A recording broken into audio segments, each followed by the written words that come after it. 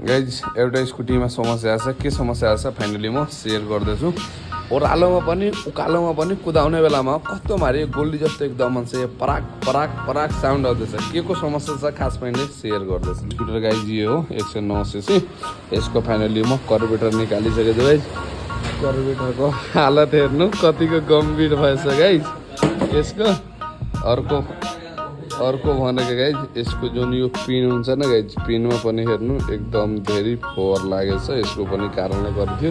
अब carburettor clean गरेपछि समस्या सल्भ हुन्छ। एउटा प्लग पनि हेर्नुपर्छ। सर एकचोटि भनिदिनु त कस्तो साउन्ड आइदियो? यो एकदमै ठुलो साउन्ड आयो हो। उकालोमा पनि कस्तो हो? उकालोमा हैन ओह्रालोमा कस्तो साउन्ड आयो भन्नु? यो यसरी पड्किने के बुलेट बाइक पराक्ने जस्तो। यही चल्दा सरले यहाँ काका ग्यारेजमा लिएर आएछ। अब यति काम गरेपछि समस्या सल्भ हुन्छ। यसको खास इन्जिन सिन्जिन केही खोल्नै पर्दैन, बुझ्नु भएन। एउटा कार्बोरेटर साफ गरिदिनुपर्छ, एउटा प्लग खन्सी हेरिदिनुपर्छ। यति काम भएपछि समस्या सल्भ हुन्छ। इन्जिन सिन्जिन खोल्नु पर्दैन, इन्जिनमा समस्या छैन हो, बुझ्नु भएन गाइज। हजुरसके पनि स्कुटरमा यस्तो समस्या हो त आउनु काका ग्यारेजमा। 350 से लेके आउँछ या 700 के बिचमा मजाले बन्छ, इन्जिन खोल्नु पर्दैन।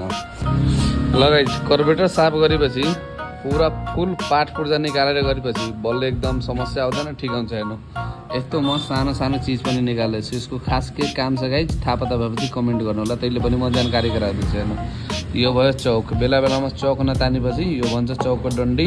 यसलाई पनि क्लिन गरेपछि मोबिल हालेर बल्ल एकदम चौक राम्रो काम गर्छ। यो फाइनली यसको भित्र बसेको हुन्छ कालोमा। यो भनेको दुईवटा अंश, एउटा फ्लामको असर भयो, एउटा प्लास्टिकको असर भयो। यो नभएपछि यसको भित्र यो तेलको जुन हुन्छ न ट्युनिङ मिलाउने छ, यो नभएपछि उसको पनि कारण चाहिँ तेल एकदम बढी खान्छ, बुझ्नु भएन। माइलेज राम्रो दिँदैन।